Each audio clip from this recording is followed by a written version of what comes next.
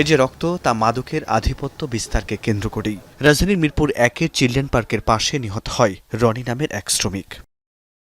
এলাকাবাসীর অভিযোগ, ওই এলাকার কয়েকজন এলোপাথাড়ি কোপায় তাকে। এরপর মারা যায় রনি। এরপরই ঘটনাস্থলে আসেন সেনাবাহিনী, পুলিশ। পরিস্থিতি নিয়ন্ত্রণে কাজ করেন তারা। স্থানীয়রা জানায়, হরহামেশা এখানে ঘটছে মাদকের রমরমা কারবার, যাকে কেন্দ্র করে ঘটছে নানান দুর্ঘটনা। জড়িতদের আইনের আওতায় আনার দাবিও তাদের।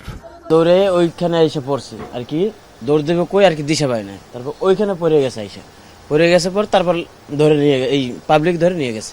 এলাকায় পোলাপানি নষ্ট করো না, এই ছেলেরা বাধা দাওনে ওরা চাকু লিয়ে ওরা ঘুরাঘুরি করতেছে। আজকে অনেকদিন যাবো দগ মারবো।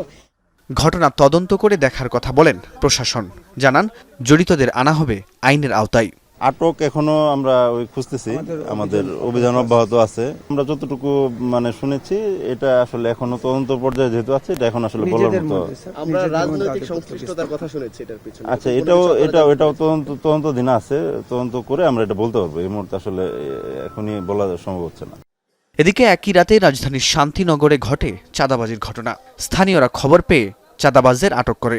প্রত্যক্ষদর্শীদের বক্তব্য, 10 জনের মতো একটি দল চাঁদা দাবি করে এক বাড়ির মালিকের কাছে। বলতেছে আমরা 3 লাখ টাকা আমাকে আপনারা দিতে হবে। কেন তোমাদের 3 লাখ টাকা দিব? কেন দিতে হইব? এটা আপনার কাছে ফামো।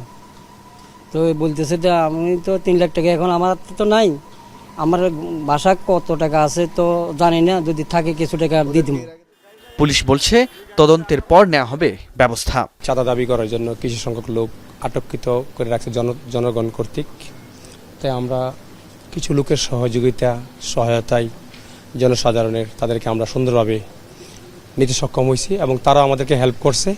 আমরা নিয়ে থানায় আইনগত ব্যবস্থা নিচ্ছি। এলাকাবাসী বাদী হয়ে তাদের বিরুদ্ধে মামলা করার কথাও রয়েছে। ফরহাদ বিন নূর, এখন, ঢাকা।